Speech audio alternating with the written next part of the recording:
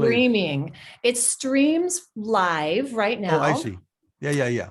And then I come back into this portal. Yeah, and that's how that works. Okay. So we actually are live. We are. I better be careful what I say. And do you also run a separate pod? Like, did you edit it and post it as a pod, or is it just a Facebook Live? So basically, yes, then I just repurpose it out. And so it's going to go to YouTube. Right now we're streaming live on Facebook in Powerhouse Leaders group. That's where, so my podcast is Powerhouse Leaders. Okay. And then I'll repurpose it because, some people like to see. I'm very visual. So I love to see who I'm talking to and what's happening. It's so much easier for me. And, so here we are. Okay. So I'm super excited. Folks, you are in for a treat today. I'm Stephana Johnson, and this is Powerhouse Leaders Podcast. I have David Levin with me, and he is an author. He's also an expert, someone that I cannot wait to introduce you to, and for you to know what's this tool that he has written about in his book. I love this. This is what I'm giving to important people in my life there for Christmas. And I will tell you, it's made such a personal impact on my life, your book, and the work, the program that you have, Raise Your Inner Game. For me as a mom with a 13 and a 15-year-old, these tools are spectacular, but I was introduced to it as, not with the sports, the way you've moved it to sports. Yeah. And so for me, this topic and what you talk about in the book, Raise Your Inner Game, it transcends I mean, it doesn't have to be sequestered to youth, but I know you're doing sports now. Okay. So let's just go straight into, how about this? I would love to know more about your background. Share with the audience some of your background, and then tie that into what inspired you to write this, Raise Your Inner Game. Yeah, well, so my background, actually, I think of myself, my background as being a musician. I was a singer-songwriter for really all of my adult life. I also did other things on different tracks, but that was kind of my main identity. That doesn't have anything to do with this material. I've also always been sort of into metaphysics kind of stuff. I was a kind of a hardcore New Ager before they called it that. So I was just steeped with, like, for example, my dad had me initiated into transcendental meditation when I was 13. So, I just kind of been on that track just in my own life. And all that stuff really helped me. But, the meditation, obviously, all those tools, those self-regulation, I guess there's two parts of it. There's the self-regulation piece, and then there's sort of the awareness that helps you know why you're needing self-regulation and how the stuff works and all that. So that's my background, really. And then what made me want to develop this material, so it's around 2010, I guess. It's been a while. I was just noticing that I was starting to become just sort of a lesser, more negative person, just kind of in general. I mean, I was just kind of getting kind of snippy and defensive and short. And I was like, this is kind of weird. I mean, I was getting right to the point where I was starting to sort of not recognize myself and just my energy, the way I be with people. And all of a sudden it clicked for me. So basically that background, that self-regulation background kind of clicked in. I was like, oh, right, of course. When we get under stress, we start to get like this. We get, it pulls us into a more primitive place. You can kind of picture that Maslow's pyramid. When we're under stress and pressure, we move down the scale into our more primitive kind of selves. And we get that way. We get negative, we get defensive, we get, quick to anger, all that kind of stuff. I was like, oh, of course. Well, that's it. I mean, life is just so much more stressful now than it's ever been. I'm just reacting to that. Okay, I get it. And I know what to do. I'm just going to take these things I know what to do for myself and kind of snap myself up, kind of raise my inner game. I wasn't thinking in those terms at the time. And it worked. And I was like, great, that's fine. I was better and I was kind of back to myself. But then another day, there wasn't any particular thing. It just clicked for me. Another thing clicked for me, which was, oh, I know how to do that. I have the background to be able to raise my game, to do particular things. And most people don't. And life is not just more stressful for me, it's for all of us. And what's going on for them? You know, once you get into this cycle where stress has started to pull you down and change your behavior, more negative behavior, it's a downward spiral. The more you are in that state, the more you act out of that state, the more it creates more stress in your life for others and all that. And it just struck me like, this is actually bad. This is a pretty bad thing. So I think I need to try and find a way to encapsulate the things that I had just sort of naturally come upon for my own self-regulation into a way that really could be accessible for more people. You know, like I said, my main thing was the meditation, TM, also a lot of, I read Eckhart Tolle, that was a big thing. Rudolf Steiner, anthroposophy, all those, there's a bunch of stuff there that sort of came together to give me what I felt I needed to lift myself above this, kind of decouple from this stress response and pick myself up. But a lot of it was, it didn't work for a lot of people. You know, for one reason or another, it had sort of raised flags for them. It just wasn't as accessible.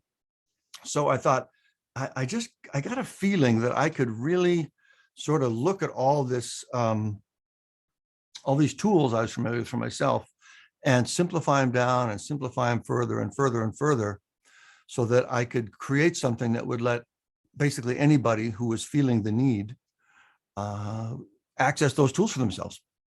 I was 2010. It took me 6 or 7 years to get the book written. And that's where it was. And then, so since then, the sports thing has just been, since the book's been out, I wrote the book with adults in mind, adults like myself, creatives, self-employed people, basically anybody who feels like they need to be able to be at their absolute best when they're under pressure. I didn't write it for teenagers or athletes or anything like that, because that's not my world, my background.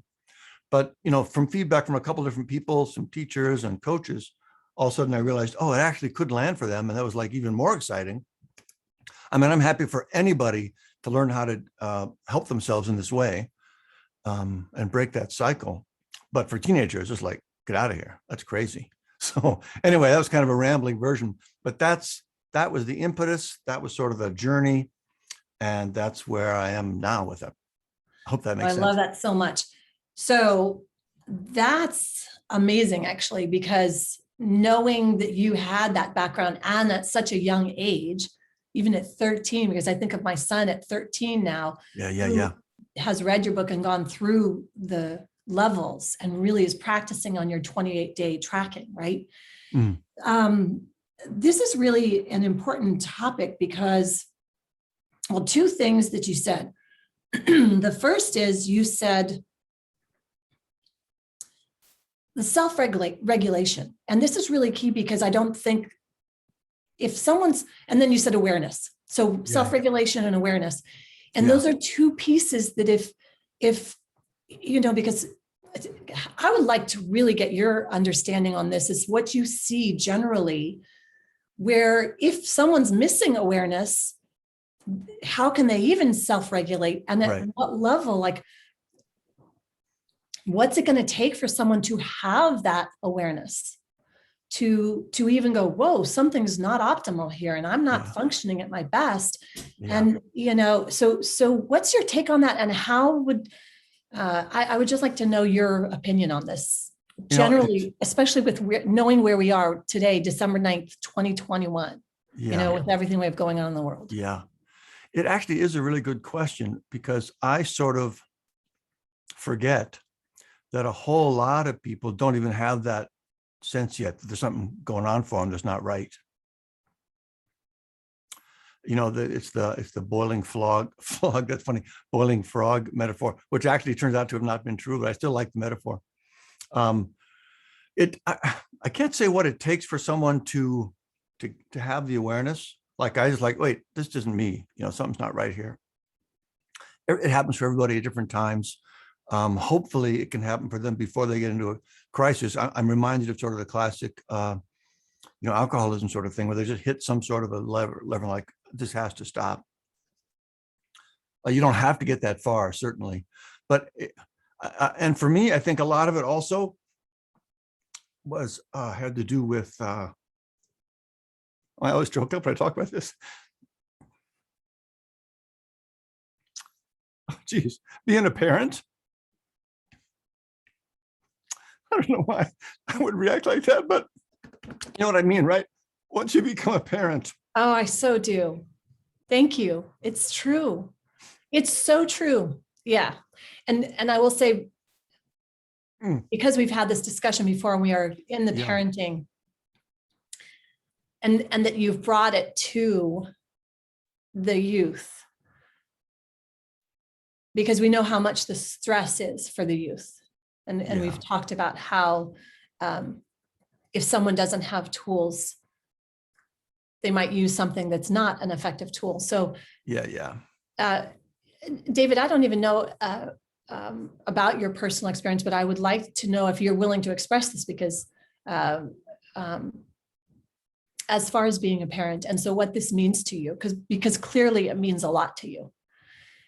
And well, I do have a little bit of a tick where I have this kind of what looks like a huge emotional reaction to something that's not actually as big as it appears. But anyway, obviously it touches a nerve of some kind.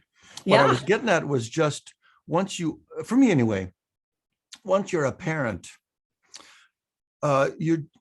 whatever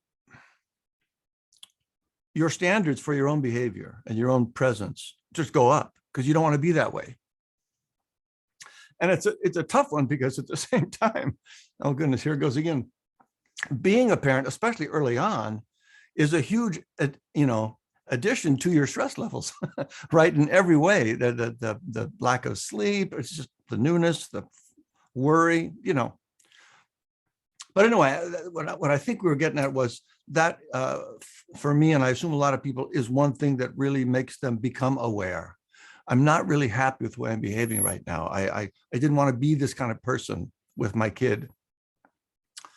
And so, but until you get there, until you have some sort of awareness that I'm not actually being a person I'm proud of, I'm not actually being a person I believe I can be, there's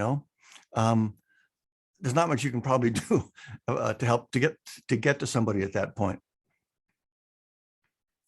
Yeah, so that's, I want to unpack this a moment, because yes, and on the parent thing. So now I get what you're saying as far as, all of a sudden you've taken yourself out of your world and you're seeing yourself from other eyes. Yeah. And these precious eyes. Yeah. Especially if you're a very involved parent. So not everybody is. I've seen a lot where people are disconnected and just, still going through the motions. So we can't solve that problem today, because the bottom line is, you said you have to have self-awareness, and you have to have awareness, and then the ability for self-regulation, and that requires a level that I'm not seeing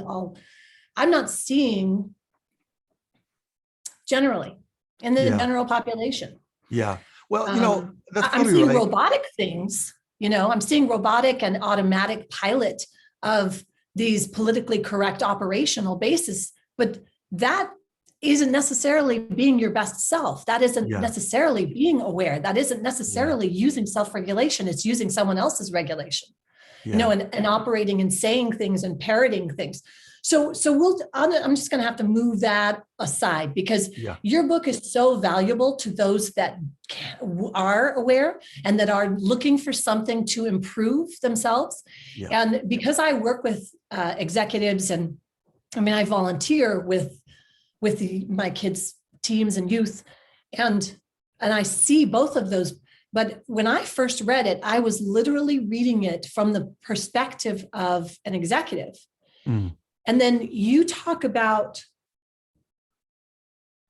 this concept of being the CEO of your emotions and your thoughts and your physical, right? And I went and I've now spoken on hundreds of stages where I'm saying, you're not your emotions, you're not your body, you're not your thoughts. You have them. And when you can rise above that, you now have a perspective that allows you to show up and be the creative force and productive and show up as the best version of you. And I got that from your book. Yeah, that sounds like good stuff. Oh, it's really good stuff. As you say it, I'm like, yeah, that's great. Exactly. And you wrote it. Now you talk about the 4 levels and you separate them. And I think this is really key, because if we think, if we pile everything on us, it's really hard to differentiate. So you said another thing. You said different. You did say like some kind of rising above, lifting above, and differentiating. And when you can differentiate things, it's not all this confusion. You know, we started with the awareness piece, and that's what the book's broken into 2 parts. And the whole first section is how the game works, how the inner game works. And that is purely about the awareness. And the most fundamental piece of that awareness that really is so transformational for people is just what you just mentioned. You have thoughts, but you're not your thoughts. That is a simple sentence, but it might be about the most profound insight people can have that just frees them from all this, trauma we're talking about, this stress we're talking about. And it's really just that simple. There's a difference between thinking and hearing thoughts.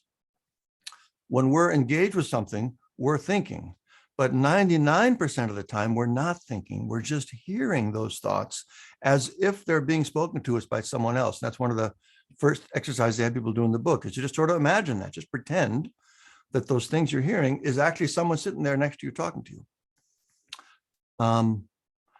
And that same duality, the listener of the thoughts versus the source of the thoughts, also applies to our feelings, the emotional realm, also applies to our physical sensations and impulses. Like, for example, getting hungry.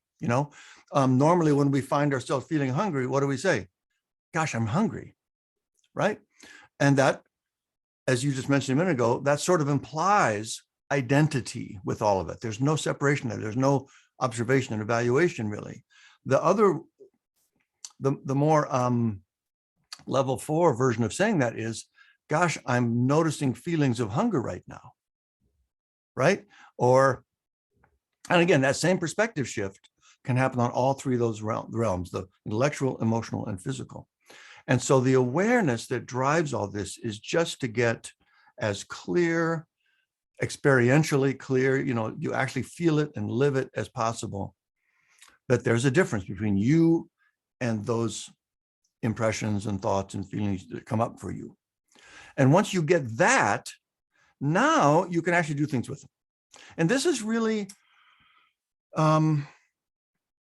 this distinction, this awareness is really what makes this material so much more effective for people than sort of the typical things we come up on. When people come to a point where they're like, gosh, there's something, I'm too stressed out, I don't like the kind of person I'm being.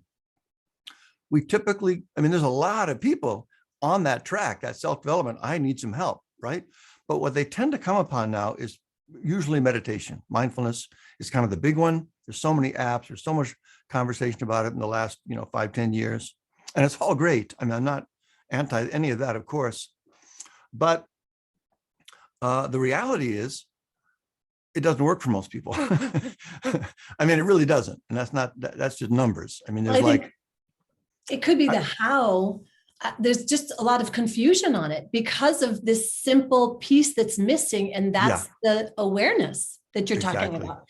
And meditation is great. I talk about it in the book, as you know. I have a different name for it, not to be clever, but to try and remember. I said earlier that my goal with this was to take all of these different sort of insights and techniques and stuff and make them more accessible. Right. So one of the reasons a lot of people aren't interested in meditation is because it feels too Eastern. The baggage around it, the iconography, the language, it's not something they're interested in. Mm-hmm. So I tried to remove every single thing that would have that kind of reaction for people, so they could just look at it for what it is, which is, it's a practice in regulating your thoughts. I mean, that's really all it is. That's it. Mindfulness is attention control. Yep. You're sitting and you're trying to not think about anything, and your thoughts drift off, and you say, nope, come on back. And that's it. That's all you're doing. You did it with all those other labels. You can get, exactly. And then the thing that you really touch on in this book, and while it is incredibly simple, it's actually that much more powerful because it is so simple. Mm-hmm. That you're not talking down to anyone. I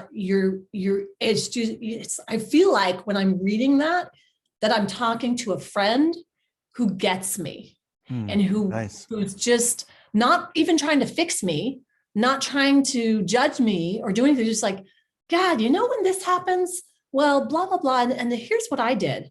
And this, and it's so cool that way. And I think that's why it speaks to my 13-year-olds. It could be. And that's lovely. So one of the things that you mentioned here is that, so this perspective shift, which is key, and this I'm noticing. So that separation, that's where you're doing that. You're noticing and not judging. And this is really key because I mean, hopefully everyone that's listening to this right now is getting this, because notice even when David's speaking, he's not judging anything. He's just present and noticing. Even when the grief came up, I noticed it, but I also judged it and thought, oh, I need to do something about this. I need to, like, you didn't even just like, no, it's just what it is. So it's like, and it was really interesting to observe your practice of raising your inner game in a very subtle, simple way. And so that gives me hope, because I like, even yesterday. So the book, and I'll just go really quickly. Level 1 is where you're in the physical, like you stub your toe, and you go like, you just want to pound, because you're in pain and anger. And so that's level 1. Level 2 is like, whoa, this sucks. And it's like the emotion, right? And then the third, level 3, which I'd never gotten, this is the intellectual, not just thought. And I never correlated this before reading your book, is that I thought I was being smart by being in my head and thinking and being so cerebral. Like, that is the worst, because I'm constantly judging and so that's level 1, 2, 3. And then there's level 4, and that's you at your best. And when I saw that and I popped out of it and shifted, and then you gave different stories of the CEO piece and like the queen, and it's like, these are your managers who are coming. You don't have to take what they say. Like, what? Wait a second.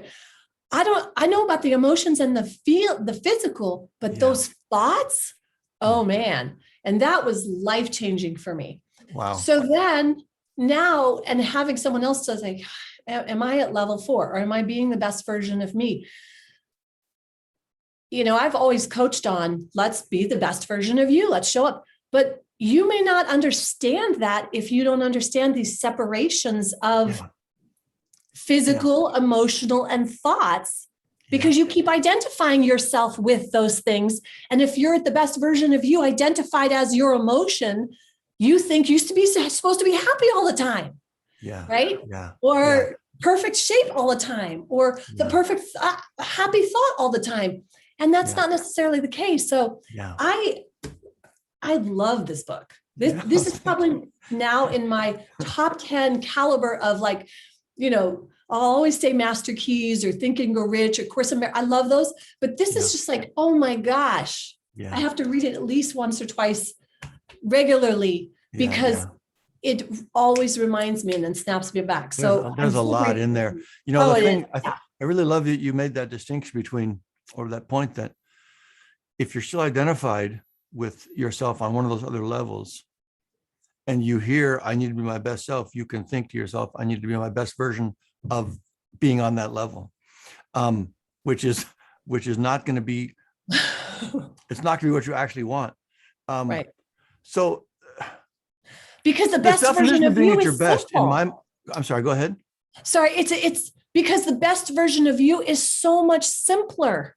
So much simpler. It's like, it's almost like once you get what level 4 is and for yourself, all of a sudden this stuff just drops off. It just drops off. Yeah, it's just gone. It's like, why am I trying to complicate things? I just need to be me. And then all of a sudden, I swear, it's like this freeing thing where you feel, it's powerful. And I never understood before until, and I've trained and done a lot of things for decades of this really deep, thousands of hours of, doing therapy and figuring things out. And like, oh my gosh, it's that subtle. And even when I share it with my clients and talk about, you're the CEO, here are these managers that come. And it just pops. So that's exactly how it felt and feels for me too. It's like, oh, good. The simplicity of it. You're absolutely right. I'm reminded of this old Zen phrase, which basically was, let me think what it is now. At first, before enlightenment, you chop wood and carry water. And after enlightenment, you chop wood and carry water. It's super subtle. One thing I wanted to say a moment ago was, so the clearest definition, I think, of being at your best, what it's really all about is just being present. And that's all, that's Eckhart Tolle, right? That's the power of now. Just being and here, just being here. and that last piece, when you get what you talked about, when you get that, really the biggest barrier to being here is all that mental activity. That's when it clicks, when you can actually step back from that for a moment and go, that's when it all falls away. And it is, and I think I say that in the book, one of the hardest things about making this shift is that it is so simple. You walk right past it. We try to understand it and intellectualize it and get our hands around it, when it's really kind of the opposite of that. It's just stop thinking for a moment. Now, again, I don't want to, it's not anti-thinking. One of the things that I've always been, people talk about the power of now and being present in the moment. The pushback on that is always, but what about planning for the future? And that's just a false dichotomy. So I'm not against planning for the future. I'm not against, thinking. Thinking is actually the absolute highest things human do. I mean, that's what we can do that nothing else can do. But that's you're where all not of our being greatest the advancements come from. Of it. Say it again. You're not being the effect of it. Right. You're utilizing them as a skill, or when you were saying being at your best and as being present. Yeah. There's that, and then not trying to be present, because if you're trying to be present, or you're trying to not have this, or you're not present, because the moment you are present, there's just this free energy, and then you can think, and then you freed up all this creative energy that is you truly at your highest best, that can create these amazing futures, your amazing relationships, your amazing, it's where pure inspiration comes. Exactly. Well, it really opens you up to more clearly hearing from your intuition and from your subconscious mind. So much of our problem solving happens in our subconscious mind, really most of it. Like we plug stuff into it, here's what I'm thinking, here's what I'm wondering, here's what I'm trying to solve, and it kind of churns unconsciously. And then later we go, oh, I see that. It pops up into our head.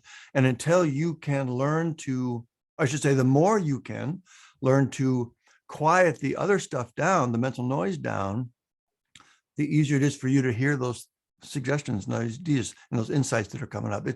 when I first developed this, again, it really was for myself. It was just huge for creativity. It's probably the most direct work someone can do to more effectively tap into their insights and intuitions. It's fun. There's another thing that occurred to me when you were talking. We say you at your best, and it could just be a tag or a phrase we made up, but the reality is that's what it feels like. As soon as you talk about how simple and everything fell away, it's like, oh, it's sort of like the pull the shades on the window or something. All of a sudden you go, oh, this feels really good. If I had to label this somehow, that might be what I come up with. This is just me at my best. And another thing, I do talk about this in the book. It's not something that you have to discover or manufacture or develop. Right. What you're developing is the ability to unleash it. It's there. It is the way we naturally feel when we're clear of these sort of burdens. And so all you got to do is, and again, your description was perfect. Once I got that, everything just fell away. That's all it is. And you're like, oh God, that's been there all the time. Yeah. This is the person I know. This is where I just feel so alive and energized and happy. Anyway, I'm rambling a little bit. No, you're right. It's what I have been seeking in all of my search in religion and thought, leadership work, like trying to control my thoughts and trying to control my body. And it's what I have been seeking, this sense of feeling home, at peace, and here. And it doesn't mean that because in the past where I've been like, okay, if I go into my state, then how do I actually be a mom and be with my kids and be in the moment when they're having struggles, and when I shift and look at this from, okay, being at my best, level 4, right? Raising up, I can see that, and I can see the stuff shifting away. I can still observe the tools, the skills that I've learned. So this is my thoughts. I have new thinking ways. So I can go and get a tool on parenting, like Kim John Payne's Simplicity Parenting, the whole, that whole thing right there. You could come from it from a level 1 where you're like stuck in your physical, oh, I'm constantly tired, and apply Simplicity Parenting tools or any tool, right, that you bring in, but that's where it's going to be. You could apply it from this emotional, like, oh, this is right, that kind of thing, or the thoughts of, oh, I suck as a parent. I have to clean up this room. Look at this mess in here, or you can just let all of that judging, all of that go away and go up to a level 4. Because at your best, you would not be judging yourself. You would not be beating yourself up. You would not be kicking yourself, right? Yeah. I have hurt myself, and I've seen my son hurt himself, but still stay at level 4. Like really, like his toenail came off, and he was almost just like exterior to the physical and the emotional stuff. And I just was in awe. Yeah. Huh. Because normally, like we've seen people where they hurt and then they don't want and this happens. All the stuff that you're talking about of the levels. Yeah. Those lower levels. Yeah. And then, so I know that we can live our lives from a level 4. Yeah. In any situation, even when our physical or emotional or thoughts are not optimal. We don't have to react to them. We don't have to be dramatizing them. Right. And I can imagine what our world would be like if every freaking parent had this, if every child had this, because it's so doable. Like to me, forget TM, get your mantra. I mean, TM is great. It's lovely, but forget it. Get this book. It does feel like quiet. And then, it does feel like once it took me a long time to hone that down to the form it's in, like I said. And I want to say one more thing. I think one of the reasons the material does land so effortlessly with people is, and I do say this in the intro, it's not something I made up in any sense of the word. I am only describing what everyone can experience if they just give it a look, right? So by getting a super clear, simple description, everybody goes, oh, I see that. So it instantly feels real because it is real. Yeah. But once I got that, it started to fall into place for me. And it sounds like sort of a self-aggrandizing thing to say. I don't mean it that way at all. But I don't think you could, David. All of a sudden, I sort of lost my patience for all the other paths a little bit. I was like, I get it. I've maybe been partially down that, but you don't really need that. This is the story. Yeah. The story is, am I present or am I not present? And why am I not? And what can I do about it? Another thing I wanted to say, so it just has that feeling. It's like, once I click into, okay, this is the work. This is the story is, I'm trying to be here with you. There are some aspects of my being that work against that. And it's not bad. It's just the nature of it. Yeah. Here's how they work. Here's some things I can do to get back more quickly. There's nothing more after that. It's our happiness, our effectiveness, our sense of self is just moment to moment. How much am I here? How much am I not here? And everything else is just kind of extraneous at that point. But I did want to say one more thing, because I think it's really important to be super clear about this. When we talk about, all of a sudden we click and we get it and everything falls away and it's easier, it all makes sense to us, et cetera. And this is just for people who are hearing this new. I'm not, you and I already know this. In no way is that saying, I clicked to level 4 and I've arrived there and I'm there from now on. Right. And it's anything but that.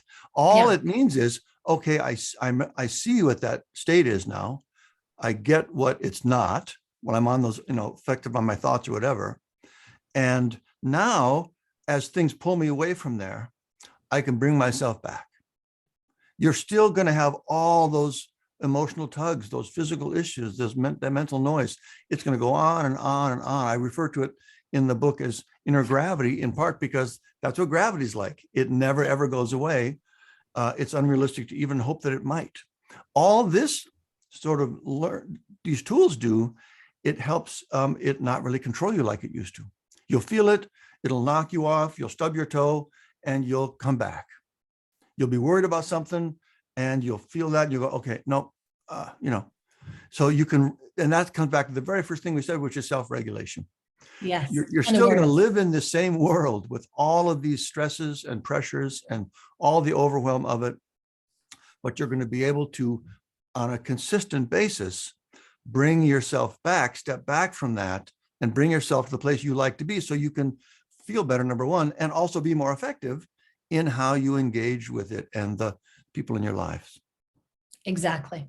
And that once you do have that awareness and you practice, like you say in the book, like you give a very specific, simple practice.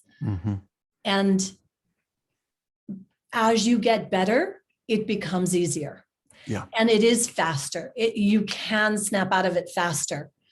Where things would tear you down, where maybe you'd spend days, if not weeks, really in that lower state where and it just takes you down. And then there's other nefarious things that happen as a result to that effect. Yeah. And that's really what I think gives us so much potential, especially if we can get this to the youth earlier on, right? I mean, that's why when you said, I don't know if it's been just a few weeks now, where I saw you share this, because I came in a couple of years ago with like I looked at it from, oh, this is an executive book, right? This is a leadership book. That's funny. Leading myself, and this is going to help me help my clients. And I looked at it for creatives. You know, we both came to it. I didn't even got that from the creative, but I forgot that you are a musician and totally creative, which is so true, because creatives, you know, as an actress and working in the creative and working with artists. Yeah. Wow. I mean, heavy duty gravity pulling down. Yeah. And so, yeah, I mean, it's just, and at the same time, for a creative to really optimize, it only comes from level 4. It only comes from presence and letting your training come out. And you know what I mean? For a creative to really produce what they're capable of, they've got to access that. And the life of a creative, by definition, is extra loaded with things that keep us from being able to get ourselves there. So, but the same thing is true for, you know, if I feel that as a creative, but as an executive, I'm sure, and as an athlete, 100%, you know? Yeah. It's amazing. So I just have to say, because you said access it, and I know, I want to tie it back to where you said, it's already there. The things just fall away, and really be clear on this, because nobody has to access this. You have access to it always. It's your native state. Yep. I really believe that. I believe once you get that, it's not about you accessing your native state, because it's there always. It's it's the stuff that's, and you just have to let go. So it goes into those of, maybe let go is not the right word, but I just want to make sure that people don't think that they have to do something to access it. It's there. You have to use the 2 things that David started with, awareness and self-regulation. And then you're just going to pop out of it and back into you're just going to know it. You're just going to know it. Yeah. And when you do, you don't have to do anything. Yep. And just to prove it to people, I think I mentioned this kind of example in the book, but just to prove it to you that it is an experience you already have. It's already part of you. Just think of those things you do. And I think we all have them. There's just probably some things in your life that just make you feel fantastic. A lot of people, it's going to be out going on a hike, or, you know, being with their kids or their grandkids, or there's just some things, or a lot of times it's like ping pong for me, fast-paced sports. There's certain things we do where we just feel so much more alive and present and optimistic and all those things we're talking about. That's that feeling. And when you drill into that experience, all that's really happening that causes you to be there is you're not off somewhere else. You're not thinking, you're not worrying. You're just completely engaged in what you're doing. And that feeling is what automatically happens when you do that. And that's what we're talking about, right? It's like you crack the egg and the egg comes out. Yeah, exactly. Yes. And from the inside out. And I want to reiterate, it's free. So one sign that you should think of is if you are feeling like you need something outside of you, whether it's a drug or a pill or a food or an emotional thing or some other, core, I get into this. I definitely get it, because that's just, what's my next thing out there that, it's going to make me feel better. Mm-hmm. That, there's sensations, but those are like substitutes. Yeah. Even the most delicious food is still a substitute for this level 4, this state of being at your best. I really, another way to say that might be, I think there probably are some things like that, like we mentioned, that genuinely do have that effect on you. Yeah. The mistake, though, would be to think that's the only way you can get that feeling. Right. Right. I can only feel great if I'm outdoors. Right. I can only feel great if I'm in a good conversation. Yeah. Once you click, like we're talking about, you can get it whenever you want, whatever you're doing. Right. It's magical. It's magic. It truly is. Yeah. And yes. Yeah. Yeah. I have a couple questions because my son said, Mom, if you talk to him again, could you ask him these questions? Funny. It Yeah. kind of has, you're like a celebrity to him. Let's see if I can answer it. Okay. Well, the first question he had was, can you be in more than one level at a time? I'm going to say the short answer is no, but let me see if I can flesh that a little bit. And of course, people, if you haven't read the book yet, you don't know what we mean by being on a level, but the basic idea of being on a level, and Stephana mentioned this earlier, I kind of break our inner world down into 4 levels: physical, emotional, intellectual, and this level 4. And so, and the other observation is that we tend to move between the levels. We're not ever on any one all the time. And they tend to do it to us, right? We stub our toe, all of a sudden we go to level 1. We are worried about something, we go to level 2, etc. So by definition, being on level 2 means you're dominated by your emotions. Now, another thing I think I clarify a little bit in there, or at least in the course I do, you're not exclusively there. They're all linked together. If I had a graph here of physical, emotional, intellectual, when I'm on level 2, that one's taller, but the other ones are still there. You know, and one thing that's really a really interesting observation I found was the link between emotion and thinking. When level 2 is dominating, my thoughts change, my perspective, the kind of things I think make sense change. If I'm super angry at somebody and I get the idea to hurt them back, that makes total sense to me in the moment. But when I get back out of that state, I'm like, oh my God, that was a big mistake, right? So we talk about it as being on the level, but it really is, you're just kind of your being, your thoughts, your emotions are all being dominated by one of those 3 realms. Something physical, you're super hungry, it's all you can think about. You're super upset about something, it's all you can think about. You're totally locked in your head thinking about something, everything else goes by the wayside. You're not paying attention to your emotions, you're not paying attention to your body. So it's really which realm is dominant. So on the one hand, I guess you are on all of them at once because they interact so much. Physical drives emotion, which drives thought and all that. But the distinction is really about kind of getting clear on which one is sort of controlling you right now and taking over. Yeah. And maybe even more important, it's not it's not even so much the self-evaluation in the moment, although that's helpful. The real helpful thing to get your head around is the triggers that come from those realms. So what kind of emotional things tend to make my level 2 spike and pull me off track? Because then you can start to preemptively optimize. Does that help? Does that make sense? So key. And you talk about that. So you might as well share, because this is the number one thing I teach my clients. What is it you talk about as the key thing that we all need that pulls us down? Because you talk about it in the course, sleep, right? Oh, sleep. Sleep is the number one thing. And I say that to all my clients, like, that's number one. I don't, and that's what people are throw out the window. And that's the number one thing that will drop people into those lower levels where they just cannot, there's just no energy. I just want to show this really quickly. I want to see if this will show up. So this is where you show, so there's the little stick figure guy and he's separate. And as a result, I mean, if you look at this, this is you as the awareness, you being aware. Yep.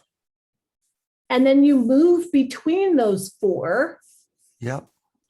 And in seeing that separation, the awareness separation, then I can even look at, I'm stuck in my physical, my body's really talking, or that's the emotion. And being able to listen to those, this is the other thing I love that you said, listen to those managers who are bringing you important information. Yeah. Your body's hungry. You've got the willies right now. You're feeling like creeped out right now. listen to that manager. Doesn't Right. necessarily mean to respond exactly. Listen, take the information in, take what that thought is in, and listen as a manager, right? As you're as the CEO, but these are managers that have important jobs to do. Yeah. 100%. They're not bad. The emotions aren't bad. The physical, that's not bad. The thoughts aren't bad. There's no bad or good. They're coming to you and bringing you information. Awesome. Listen to them. Yeah. You, as the awareness that's able to shift, decide. Exactly. From that higher place, from that best place. That's all the difference. Then take the action, right? So the one piece I forgot to finish out with the 3 bars, at different levels. Yeah. When you're on a particular level, one of them is spiked and the others are back.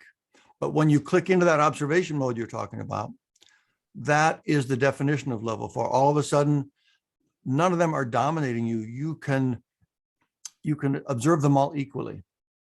And that's why the level 4 state enables you to make better decisions. Because rather than having it all be about the anger, it's like, okay, I feel that, but, and you can bring your full perspective, your full insight, your full awareness and, wisdom to the moment and say, okay, I totally hear that, but I think we should do this.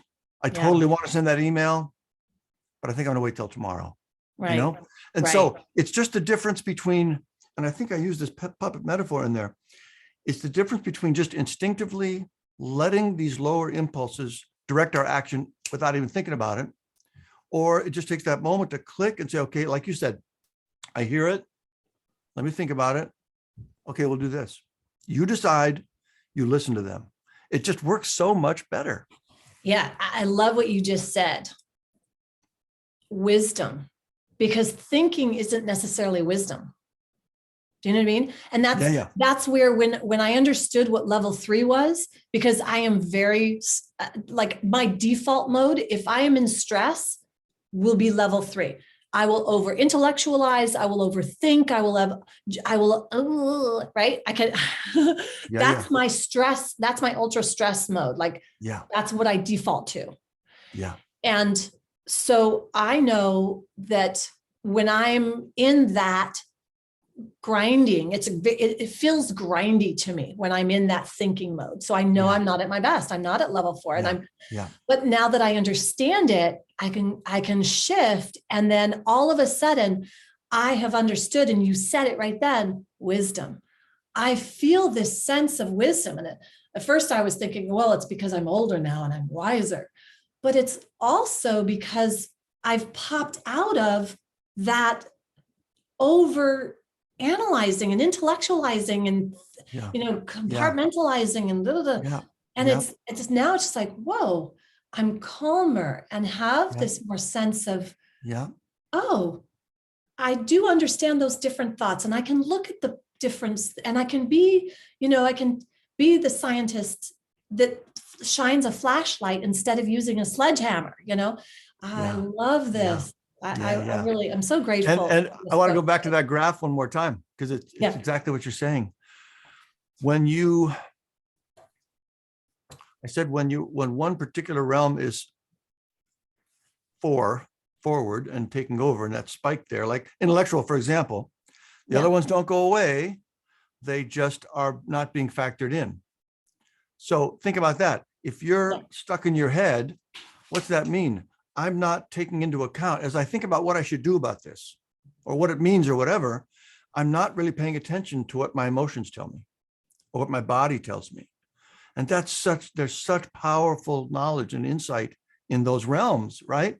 If you're making a decision, factoring those out, it's going to be a bad decision. Right. But when you can, and the same thing is true, if you're all emotional, you're not taking into account actual rationality, which is also super helpful. Right. If you're making a purely emotional decision, it's going to almost always be a decision you regret, or, you think, oh, I could have been smarter about that. So that's the thing. You don't want to act when you're totally dominated in any one of those realms. You want to get into that space where you can hear them all and make the broadest widest, most wise perspective. So it's not like only wisdom that comes from experience or age or whatever. It's just this innate wisdom also gets muted when we let one realm dominate and we act from that place. Does that make sense? Oh yeah, it really does. This has been such a good conversation because it's bringing it back to me. And I really, I'll tell you, my son said, I think it was even just yesterday, we were discussing how I have brought so much to my kids. Like, I study this, read this, do this, let's try this, let's do this, every kind of, you mentioned the few that you studied. And so I'm always trying to optimize and what's the next book? And we're going to do habits. And now we're going to do this and this. And my son just said, no, this is all I need. This is all I need, Mom.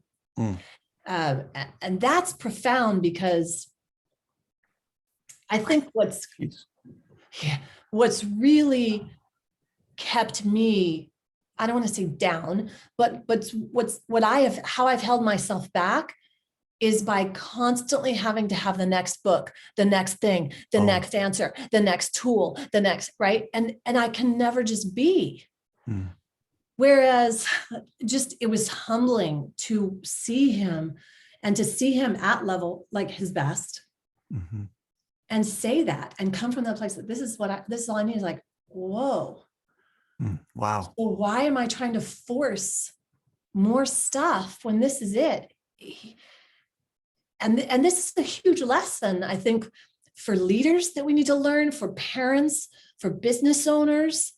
We have to stop trying to reach out for all the next thing, the next is fast, like to solve it and just, just come back to this sense of, it is such a gift, David. It's such a gift. Well, such a gift. So is this conversation. Your time. Can I ask you a question? Anything. I know it's relatively new with you and your son, but one of the things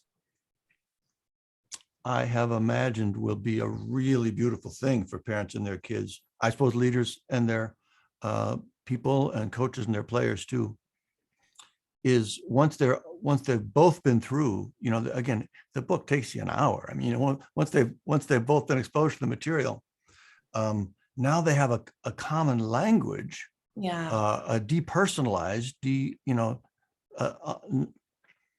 unweighted, no baggage, just an objective language to talk about inner sort of issues and struggles. Yeah. And how lovely that would be. Have you had a chance to have that experience? Has that been true for you guys yet? I mean, what you just said just blew my mind. Every day. Okay. Every day. And my 15-year-old did not do the course with us.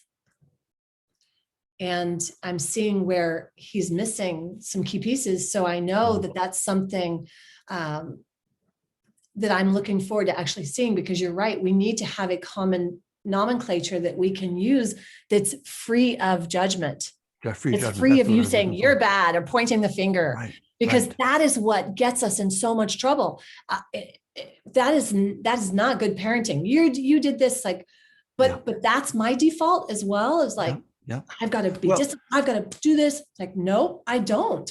It's also the default be the best with ourselves. It's also we beat ourselves up for that same thing. We say, oh my God, I can't believe these crazy thoughts I'm hearing. I'm just so broken. Right. Yep. It's just not true. Exactly. It's just not true. I mean, I hear crazy thoughts that I find embarrassing. You hear crazy thoughts. Yep. I'm sure that are different from mine. Right. We act on those. That's when it's bad. I mean, I saw myself literally going down there yesterday, and I walked up the stairs, and the stuff that was coming out of my mouth and the anger, and it's like, and I literally am going up the stairs trying so hard to and then all of a sudden I wait a minute, because I could see the future. I could see if I kept doing that, and I turned right back down, and I dropped everything, and I just hugged my older son. I just hugged him and I said, I don't know because I couldn't tell him, I'm totally at level 1 and 2 right now. Yeah. I couldn't say that but I just held him and I said, I'm not at my best. Yeah. Forget anything I said. I'm not at my best right now. So in that moment, I was like, oh, we've got to do this. And and it's like you said, because the workshop, I trained to be a course to deliver it, to facilitate this. And you lay it out to where we can do it over a few days, or we can do it 2 days, or we can do it 1 day. Yeah. Well, the one, potentially 2 max would be, I'm just so excited to do it, because once you then start applying it, you will see the spiral up instead of the spiraling down that can happen so fast. And when the spiral up starts to happen, and then the sphere, I mean, this is what I live for. This is what I wake up every morning to do, is to help my clients so that this ripple effect, this spiral positive impact happens. And this is my number one tool. This is it now. This is the first thing my clients get now. This is what we're talking about. So I have a way to communicate. So I have a way to talk to my clients this way. That's simple and not judgmental. It's compassionate without having to be compassionate, because it's just so neutral. Exactly. Yeah. Beautiful. Okay. One more question. Okay. The one part of the material that my experience has told me I still didn't maybe get across quite as well as I could have, because people don't seem to reflect back to me that they have totally internalized it like the other stuff. Like they get the levels, they get all the mechanism, but the one is the skill called lifts. Mm-hmm. So, and we don't want to probably, people don't know what they are yet, but basically lifts are, I'll just a little thumbnail. Yeah. It's really impulse control. Mm-hmm. And lifts are to just start to observe the moments when you get sort of a physical, generally physical, not always, an unconscious impulse of one kind or another. It doesn't have to be any particular thing, and start to resist it. And it's again, the example I use, I think, is I'll be out on a run, and all of a sudden I have the impulse to check the time. It's not good or bad. It's just an impulse, but I noticed it and I go, no, I'm not going to do that. So lifts. And so the reason to do them is to build that awareness and practice that skill of separating yourself from it. And they're called lifts because they feel surprisingly good whenever you do them. But so that seemed like a pretty good explanation. But whenever I hear people talk about lifts, like in a workshop or something, I always feel like there's more clarification to be done. So I just want to hear you now reflect back to me how lifts how you use them. Has it occurred to you as something you can use in a kind of daily practical way, or is it more the kind of self-regulation on your thoughts and emotions that you? No, it's really that humans complicate things too much, and the lifts are so simple. Meaning, really, I tend to overcomplicate things. Me too. And when you're not doing a lift if you're overcomplicating. And that's what's so interesting, because you think you have to do something. And I'm a very checklist oriented type of person. So originally when I was doing the lifts, I was trying to do it as a checklist item. Oh, it's so subtle, but as a tool, it's one of the best ways to pop you out of your head. It's my best one. Right? My favorite one. Yeah. Because so can you give me an example of one that you might have used? So for me, and I usually, now I've gotten to the point where I giggle. Like I will laugh, I will have like a bubble up of a giggle because it will be so funny to me, like seeing this stimulus response mechanism that's like, and then I was like, oh, look at that. That's just what just happened. It's like, and I will just laugh. It's like, oh, that's so cool. Oh, that's the lift for me. And because, I'm saying it as I myself, and I know, in psychotherapy, they talk about having multiple personalities. Like, please, let's just, you need, yes, we do all have multiple personalities because we're all at different emotions at some point, but it's not you. it's an emotion, right? Right. So once you understand who you are, you don't have multiple emotions. You are dramatizing multiple emotions or multiple sensations or multiple whatever. But if you separate out, let's go back to I've got pages of notes now. Separate out, right? Distinguish, you're separating yourself. You're able to distinguish yourself from those emotions, thoughts, feelings, but still be able to, you're not that. You're not those multiple personalities. You know who you are, and you're crystal clear. To me, when I do a lift, it's like, the cork in the bathtub. Like if you push a cork down, it's just going to pop back up. Yep. Or, so you can't keep the cork down if you do a lift. It's like, well, something's happening. And it's like, poof, it just pops back up. And you're like, oh, there I am. There I am.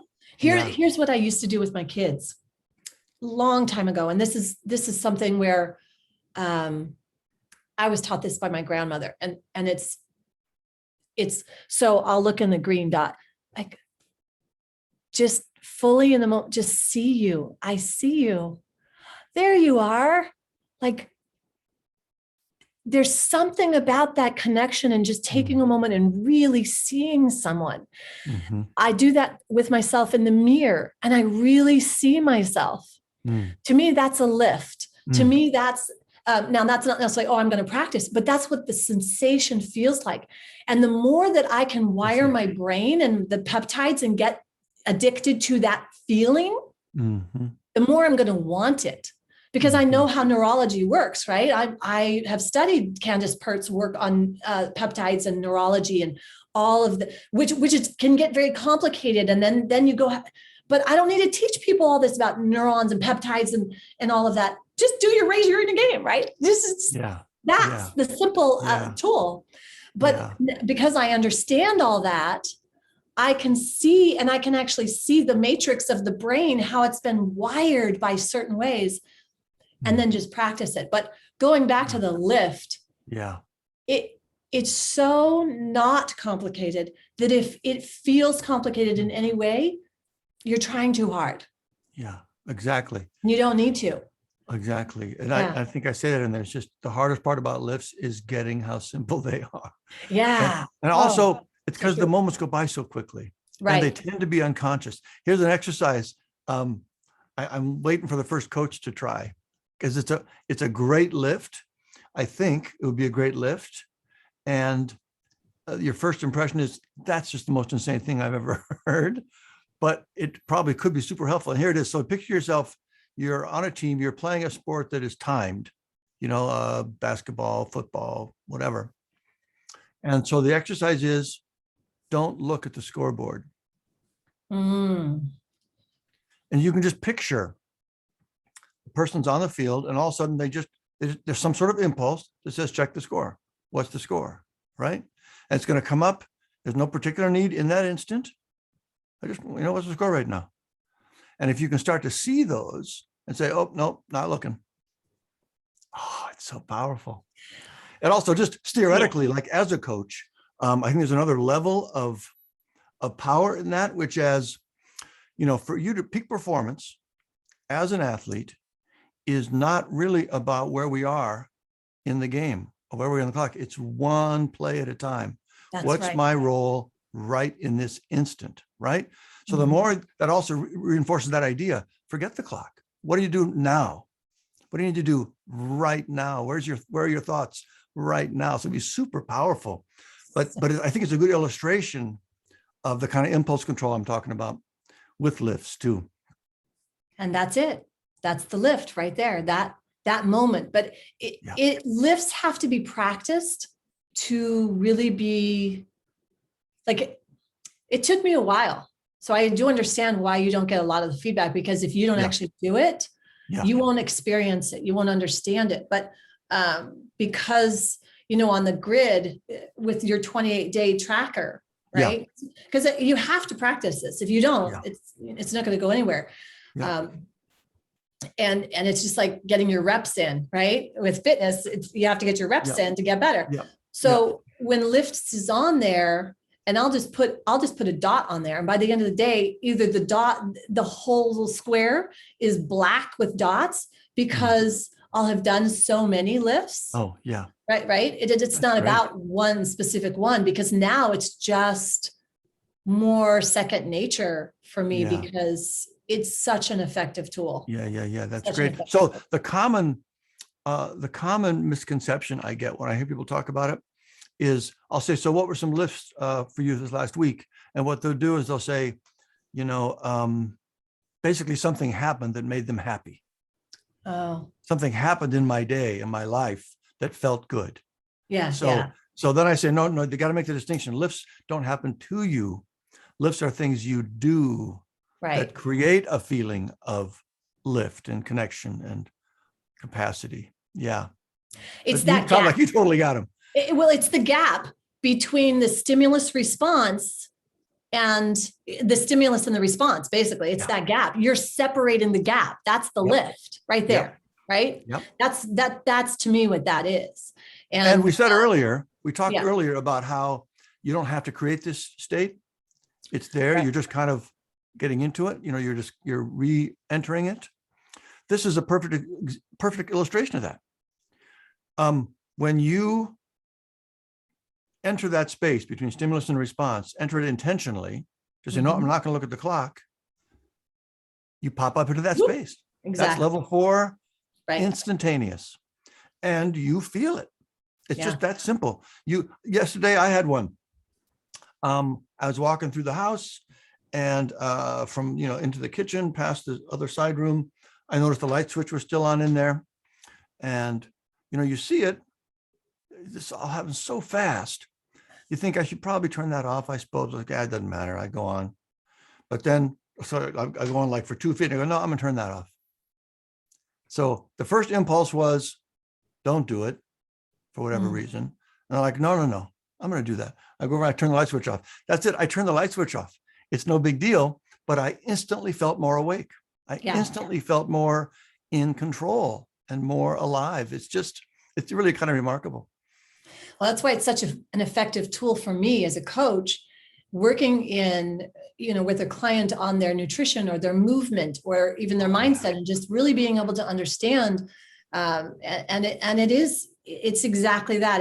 It's expanding that gap between the stimulus and the response. So that is the lift. That is and the lift is that natural. You just open that up a bit, or you put a pause on that moment, and then all of a sudden you can come back to, boop, there I am. Hi. Yeah. Oh yeah. Cool. Yeah. I just, this is what I dream of, is our world and our youth and could you just imagine a world where people, and it's what I pray for every day is this, because we live in a world that is set up to have constant level 1, 2, 3 stimulus. Constant. And talk about gravity, where you talk about gravity in the book. Gosh, we have a lot of more and more and more every day. With this, and there's billions of dollars invested to keep you down. Exactly. But the only true freedom is you being at your best. We'll call it level 4 because that's what we call it here in Raise Your Inner Game. And it's just so, I mean, I'm so grateful for it. And the true freedom is being able to separate yourself from your sort of subconscious internal triggers. And it feels like freedom when you do it, but that's what it takes. Again, back to our, the original story. What made me want to do this work was because I thought, and this is again 2010. Think how much more stressful it is since then, right? But my core belief is that the levels of stress and pressure, the innate levels of stress and pressure in our lives, have surpassed our natural ability to deal with them. We just don't have this, innately don't have the skills anymore. to deal with what life has Yeah, become. we're not raised And with it. so You're right. and so just by definition, if that's true, then people are being pulled down into their lower levels and they're acting like it. And there's no more evidence of that than looking around the world right now. And the other thing is, I talked about this earlier, but it's a downward spiral. Once you're down there, you act from there. It reinforces that. It adds the stress. It's down and down and down. The only way to break that cycle is to learn how to break that natural unconscious stimulus response cycle, to be able to break it and engage with it intentionally. And it's almost like, there's some chains on you and you're thrown in the water. And if you don't break those chains, as soon as you do, you're going to float up. Yes. But if you don't do it, you can't do it anymore. So I mean, my sense of the big picture importance of this or need for this is the same as you're saying. It's kind of our only way out, in my mind. It is. It's for people at an individual level to learn how to not be pulled down by what life has become. Awareness and self-regulation that you said from the very beginning. And you're 100% right. You got to see what's happening, and then you got to have some specific tools to help you take control of it. Yes. Yeah. The tools make no sense if you don't get what's happening. Right. And if you get what's happening and you don't have the tools, you're partway there, but you're going to lose your focus. You're not going to get the satisfaction of having control over it. And it's just you're going to drift back into being asleep again, So. Right. So as we wrap up, and thank you so much for your time. Holy smoke. Oh my goodness. Thank you so much for your time. I didn't realize how much time we'd already spent this. Oh, yeah. This is really so effective. And you can go to, it's raiseyourinnergame.com or davidlevin.com. Yeah. So I'm excited. I'm going to go look at your music a little bit, but Raise Your Inner Game is the book. Yeah. And it's just a fantastic read. I'd say everybody should have a copy of this. Kids should have, I think 13, I don't know, I can't think of if 12 would have been, but 13 is like, it has resonated with my son more than more than anything else I've ever tried with him. It's crazy. It makes me so happy. It makes By the way, a couple of clarifications. So the raiseyourinnergame.com, that is the sports academy. So that's really the sports focused presentation of the material. And what that actually offers, as you've been through it, is a coach training.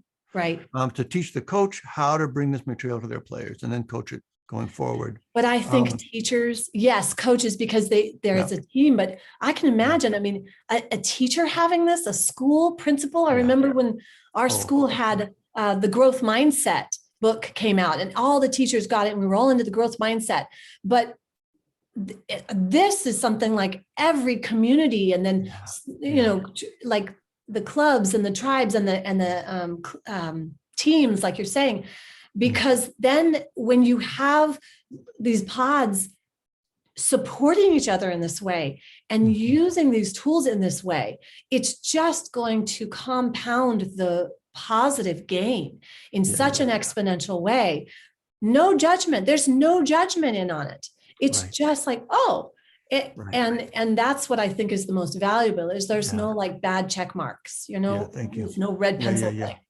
I just wanted to clarify that for people who are interested, it's that they're like, say, the Raise Your Inner Game is the sports focused.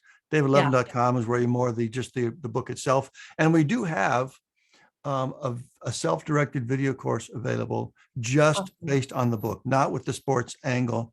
If people are interested in that, that's over. I did that as well. And it was great. Yeah. It was great. Yeah. Yeah. Yeah. Well, thank you.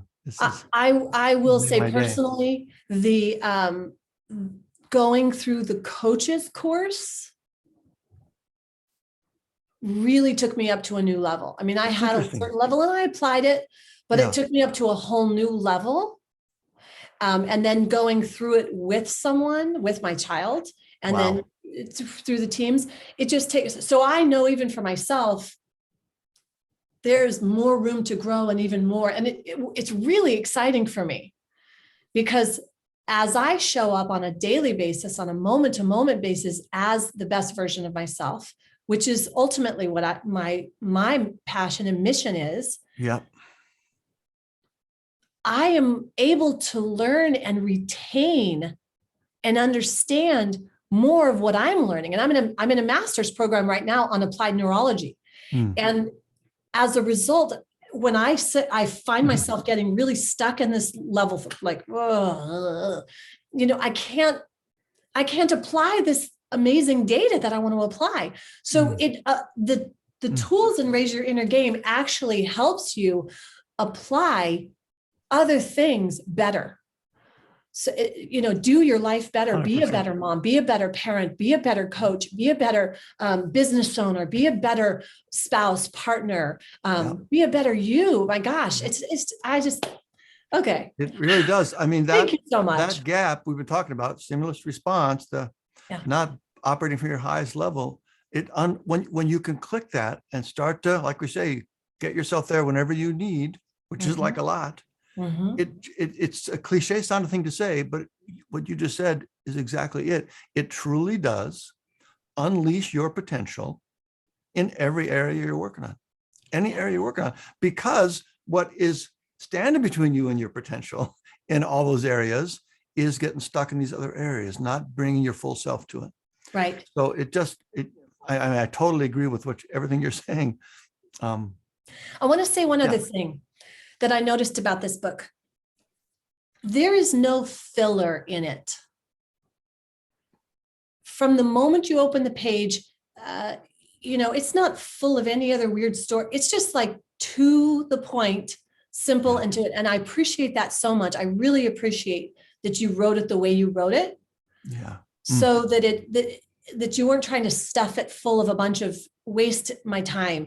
I didn't have to skim it. It's like everything was relevant. Everything correlated to the simple outcome of me being the best version of me and how to get there. Well, so thank you for saying that. That was intentional. And, it creates some sort of little mini problems, honestly, because number one, first of all, if it hadn't been self-published, that wouldn't have been possible, right? Publishers would not let you make a book that small. They just wouldn't do it. And again, it's sort of like we said with the lifts. You can kind of walk past it, because it's so small. It's like, there's nothing really there. It doesn't feel substantial. And it's a nice feeling book, but still. But I just felt so strongly about that because I hate books where I'm like, well, I'm going to flip through that part. Why am I paying for those pages if I don't need them? I almost don't think of it as a book. I think of it as a workshop in book form. It's step by step. Cool. There's, nothing's in there that isn't, as you said, exactly intended to get you, whether it's the insight or the skill for that point. Anyway, I appreciate you saying that. I'm just happy.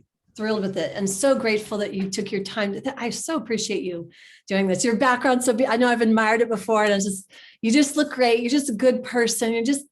I'm so glad. I wanted to introduce you to my community, and I really feel like you embody what I want to be, what I want to share with powerhouse leaders, because this concept of powerhouse, a lot of people are like, oh, there's this tough, pounded powerhouse.